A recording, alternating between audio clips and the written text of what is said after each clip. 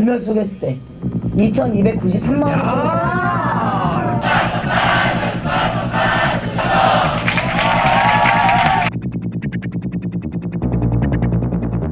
대학교 친구, 군대 친구, 사회 친구.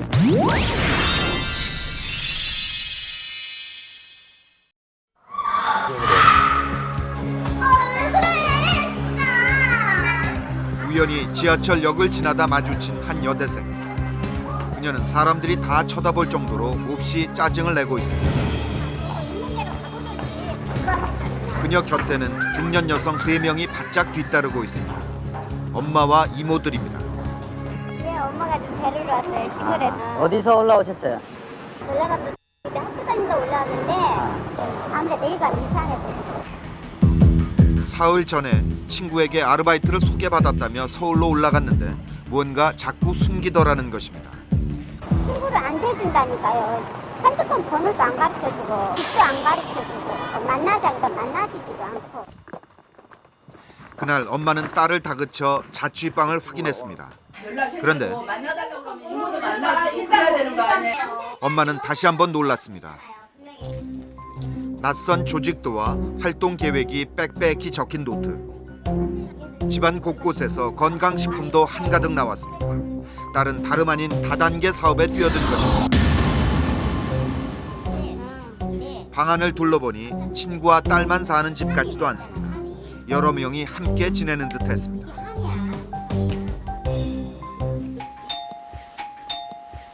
뭐 언니가 우리 학생을 여기서 보고 있네 또.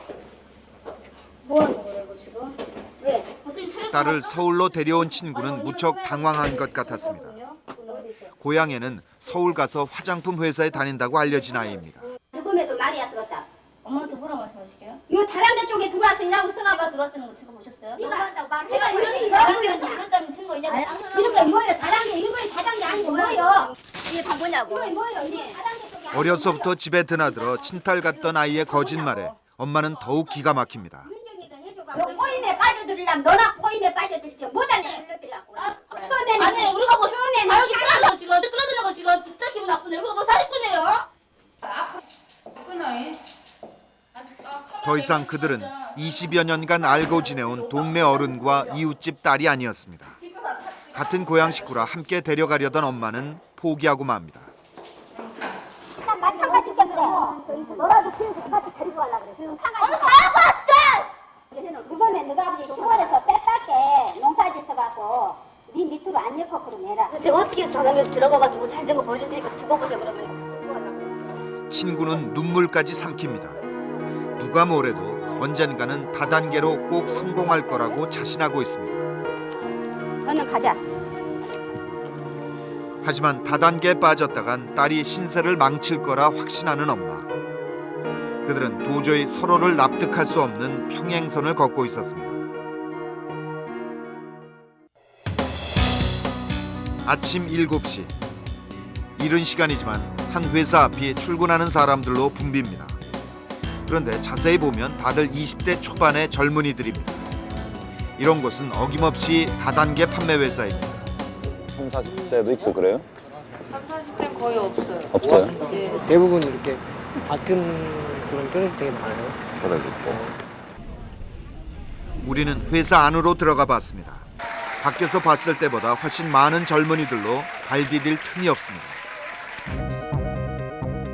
우린 이 중에 한 다단계 회사에 다니는 젊은이들의 이력서를 확인할 수 있었습니다. 대학을 갓 졸업했거나 휴학한 학생들이 대부분입니다. 각 회사에서는 하루 종일 다단계 사업에 대한 교육이 이어집니다. 우리는 강의를 직접 들었습니다. 제가 많이 보니까 자 나이가 30이 안 됐어요. 정말 세계에서 제일 좋다라는 벤츠를 탑니다. 그리고 여기 럭섹스네 아니면 BMW네 찾아가서 제 차를 세워놓고 다른 차 구경을 하면 그분들도 저한테 묻죠. 뭐 하시는 분이세요? 아유 다단계요. 멋진 성공담의 주인공도 이제 겨우 20대 중반. 그런데 곳곳에서 그런 젊은이를 만나는 게 어렵지 않습니다. 1불비를 투자하고 두 명 소개했을 때 2,293만 원. 누구나 된다는 얘기예요. 그들은 노력만 하면 한 달에 1,000만 원을 벌 수 있다고 강조합니다. 무한대라고 얘기를 합니다. 한 달에 한 명씩 라인을 합격시켜나면은 6개월에서 월페이 1,000만 원 이상의 이제 고소득자 받느냐고 그런다 이런 식으로 하면서 저랑 비슷한 나이 여자애가 나와서 자기는 1,000만 원을 벌고 뭐 학교도 다니면서 뭐 부모님께 용돈도 드리고 이렇게 하고 있다. 굉장히 예쁜 옷을 입고 나와서 정말 그때는 이제 친구나 주변 사람들이 그렇게 얘기하죠. 너가 만약에 지금이라도 시작해서 1년 후에 저 모습 된다면 얼마나 좋겠냐. 그들의 설명은 이랬습니다. 다단계 판매는 중간 유통 과정을 없앴기 때문에 그 이익을 판매원이 갖습니다. 특히 사람을 끌어오면 그가 내 밑에 판매원이 되는 피라미드 조직인데 이때 아랫사람의 매출 중 일정액은 늘 내게 돌아옵니다. 때문에 사람을 늘려나가면 평생 큰 수입이 보장된다는 것입니다.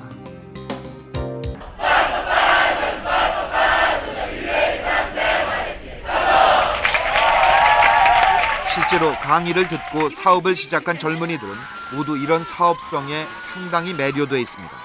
그리고 확신에 차 있습니다. 다단계 판매는 아랫사람의 실적 중에서 일정액을 윗사람이 가져간다는 게 원리입니다. 때문에 하부 조직을 빨리 늘리고 잘 관리하면 월 1,000만 원을 벌 수 있다는 것이죠. 게다가 이런 다단계 판매 회사는 일정한 조건을 갖추면 등록이 되기 때문에 불법이 아닙니다. 그래서 우리는 합법적인 사업이다. 또 한 달에 1,000만 원을 벌 수 있다. 그들은 이렇게 강조합니다. 그런데 지난달 한 대학생이 이렇게 자살을 했습니다. 그는 다단계 판매를 하다가 휴학을 하고 500만 원의 빚을 졌는데 갚을 길이 없어서 괴로워했다고 합니다. 문제는 이 다단계 때문에 피해를 입었다는 대학생들이 그 말고도 수를 헤아릴 수 없을 정도입니다. 합법적으로 월 1,000만 원을 벌 수 있다는 회사에서 도대체 왜 이런 피해자들이 나오는 것일까요? 명문 사립대를 다니던 1년 전 다단계를 시작했던 민수와 친구들. 얼마 전 그만둔 그들은 모두 1-2천만 원씩 빚에 허덕이고 있습니다. 모두 다단계 사업을 하면서 회사 제품을 사느라 지게 된 빚입니다. 물론 처음에는 이런 것들을 모두 사야 하는 건지 몰랐습니다.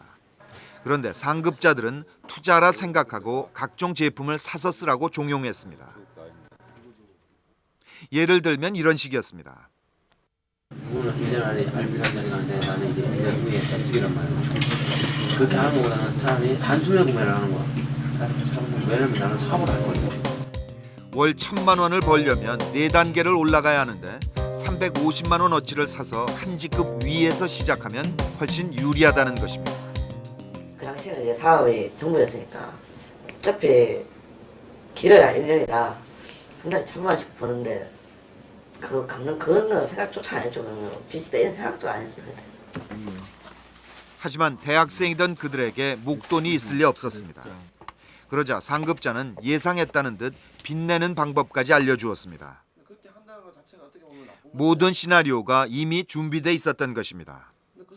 어머니가 갑자기 아프셔갖고 병원에 입원하셔갖고 어머니 팔아가 가슴 가면서까지 돈 그런 거 다 가르쳐준다. 어떤 회사에서는 신용카드를 만들도록 도와준 다음 카드 빚으로 제품을 사라고 하기도 했습니다. 한꺼번에 이렇게 만든 거예요? 예, 한꺼번에. 이게 쉽게 나오는 거예요, 이 카드가? 근데 뭐 그 사람이 어떻게 하니까 쉽게 다 나오려는데. 근데 이제 카드 회사에서 굉장히 전화가 많이 와요. 누구누구 씨 거기 계십니까? 직원 중에 그러면 그 클래스에 있는 사람이 누군지 확인이 잘 안 돼도 예 있어요. 지금 잠깐 외근 나가셨네요. 이렇게 얘기해서 카드 발급이 무난하게끔 다 해줘요. 한 달에 1,000만 원만 벌면 다 갚을 수 있다는 말에 빚까지 내지만 문제는 그리 쉽지 않다는 데 있습니다. 사람들을 데려오는데 한계가 있기 때문입니다. 1,000만 원 벌려고 그러면 30명이 새로 와서 그 달에 한꺼번에 쫙 한 개씩 이제 구입을 해야 되는데 뭘 수 있느냐? 그것도 아니거든요. 대충에 이제 한두 명 정도야 한 친구 쉽게 되고 있지만 그 내용은 이제 2달에 한 명, 3달에 한 명. 그러면은 어떻게 해서든 사람을 데려오지 못하면 1,000만 원의 꿈은 환상입니다. 학생 대부분은 수입이 점점 바닥납니다. 게다가 다단계 사업을 하면 수입과 상관없이 품위 유지비가 많이 듭니다. 누군가를 데려오려면 늘 그럴듯하게 보여야 하기 때문입니다. 회사에서 특히 그 점을 강조합니다. 한마디씩 하죠. 아우 복장이 이게 뭐냐. 우리는 보여주는 사업이고 그런 사업인데 거기에 또 카드로 옷 사고 카드 긁으면서 아 이거 그래 내가 이거는 나중에 어차피 벌어서 내가 메꿀 건데 한 몇 프로 정도가 빚이 있어요? 90% 이상이라고 보시면 돼요. 우리는 학생들이 빚을 계속 지면서도 왜 바로 그만두지 않았던 것인지 의아했습니다. 아 그런 식으로 생각을 하죠. 돈 적게 받아도 아 나중에 성공하면 다 갚을 수 있어. 그런 식으로 그 막연한 기대감이죠. 성공하면 많이 들어오겠지. 성공하면 들어오겠지. 이미 내가 투자는 했고 그 원금 회수를 하자니 미치겠고 그러니까 자기가 잘못됐다는 걸 알면서도 계속 그 똑같은 실수를 하고 있는 거야. 알면서도 하고 있는 애들도 많아요. 300~400만 원에서 시작한 빚이 1000만 원을 넘어선 민수와 친구들. 게다가 등록금까지 가져다 쓰느라 부모 몰래 휴학까지 했습니다. 그들은 이제 빚을 갚느라 학교로 돌아가지도 못합니다. 일하면서 공포감 막 득제가 있어요. 학교 지금 못 가면은 진짜 못 가는데 이렇게 있다가 그대로 인생 막 끝나는 건 아닐까 이런 공포심이 아니고. 한 다단계 회사 앞에서 친구로 보이는 두 사람이 다투고 있습니다. 가방 갖다 주려고 저쪽 갔다가 만약에 다단계라고 왜 미리 얘기 안 했냐며 가방을 달라고 하지만 친구는 순순히 내놓지 않습니다. 이런 다툼은 회사 근처 여기저기서 볼 수 있습니다. 처음 온 학생들은 거의 모두 다단계인 줄 모른 채 오기 때문입니다. 저 지금 스키장에서 보조요원 한다고 해서 갔었어요. 저는 지금 다니고 있는 회사보다 더 좀 거기에 이사 비서로 취직을 시켜주겠다라고 했었거든요. 그런데 놀라운 건 이런 식으로 데려오는 게 다 치밀한 계획에 따라 이루어진다는 점입니다. 타송님 대상자를 골라주는 거죠. 그게 온라인이. 무조건 연장 써와봐. 뭐 가족, 초등학교 친구, 중학교 친구, 고등학교 친구, 대학교 친구, 군대 친구, 사회 친구 쫙 써놔요. 그리고 얘한테는 어떻게 할 거야 이런 방법들을 가르치기 시작하는 거예요. 이때 형편이 어려워 돈이 필요하거나 현재 갈등과 고민이 많은 학생들이 우선적인 접근 대상입니다. 교육이 있는 날 또 하나 눈에 띄는 모습이 있습니다. 친구를 다단계 회사로 데려온 판매원들은 하나같이 친구 옆에 딱 붙어서 손을 잡거나 팔짱을 끼고 움직입니다. 첫째 날에는 아무튼 잡고 보자 이런 식으로 다들 막 몰려와서 악수하면서 인사하고 그리고 막 다 활짝활짝 웃고 하나하나 배려해주고 밥 챙겨주고 뭐 이제 챙겨주고. 교육을 마치고 데려가는 합숙소에서도 마찬가지입니다. 남녀 학생이 함께 지내는 이곳 역시 손님이 오는 날이면 철저히 준비해둡니다. 밥상은 이미 다 차려진 상태에서 바로 앉히는 거죠.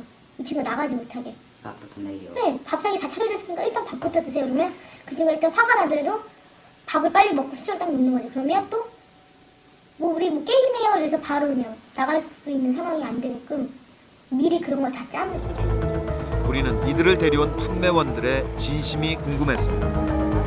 얘랑 성공하면 좋은 걸 했다. 이런 마음이 있는 거예요. 얘도 가정옆에 힘들고 나랑 비슷하니까 얘도 부모님 도와줄 수 있을 거야. 야 너도 같이 하자. 그래서 부모님 도와드리자. 우리 멋있게 학교 다니자. 형을 데려올 때 그때 일단은 확신이라는 게 있었거든요. 성공할 거라는 확신이 있었고 성공을 한다면 이제 나 혼자 집안을 일으키는 거지만 같이 하면 이제 같이 일으키는 게 되지 않습니까? 못 자겠죠. 응, 그렇다면 그들은 다단계 사업을 시작한 지 불과 몇 달 만에 어떻게 그런 확실한 믿음을 가지게 된 것일까? 자, 1년 6개월 다단계 회사에 다니는 학생들의 합숙소가 모여있다는 성남의 주택가.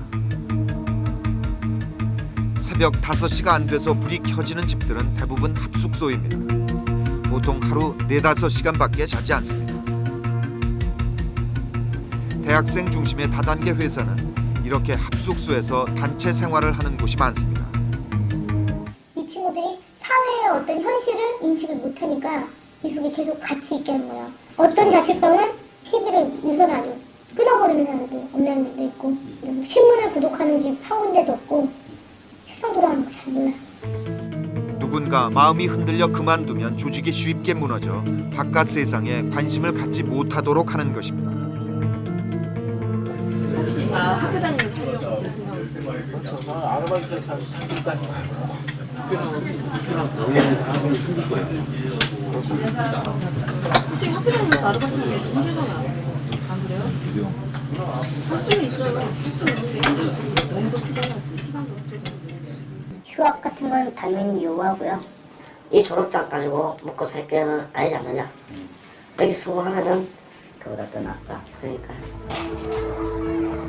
결국 휴학까지 한 학생들은 매일 아침부터 저녁까지 다단계 사업을 독려하는 강의를 듣습니다. 그리고 저녁이면 새로 끌어들일 사람을 모으느라 두세 시간씩 친구들에게 전화하는 게 하루 일과입니다. 성공 후의 삶에 대해서 환상을 갖게 된 학생들. 친한 사람들과 함께 큰 돈을 벌 수 있는 그곳이 바로 유토피아라는 믿음에 빠지게 되는 것입니다. 저는 진짜 거기에서 말한 게 진짜 되게 천국이었거든. 정말로. 와 진짜 이렇게 하면은 제가 우리 엄마 아빠 정말 나중에 진짜 고생 안 시키고 저도 돈에 구애받는 일 없겠다 싶어 세뇌됐죠 처음에는. 고향 거제도에서 중장비 학원을 다니는 광준 씨. 얼마 전까지 서울의 다단계 회사에 다녔던 그는 그 시절을 돌이키는 것만으로도 고통스럽습니다. 한마디로 딱 하면 미친 짓 다 가려버리니까 완전 처음부터 끝까지 계획된 그거죠. 시나리오죠. 이제 그의 곁에는 어렴풋이 사정을 눈치채신 부모님 말고는 마음 편하게 어울릴 친구가 한 명도 없습니다. 아드님이 서울에서 무슨 일을 하셨는지 아세요? 잘 몰라요. 한때는 큰 돈을 벌어 고생하는 아버지를 편히 모시겠다는 꿈에 부풀었었는데 왜 그때 그 꿈을 이루려면 땀 흘려 벌어야 된다는 생각을 하지 못했던 것인지. 언젠가는 잊혀지겠죠. 언젠가는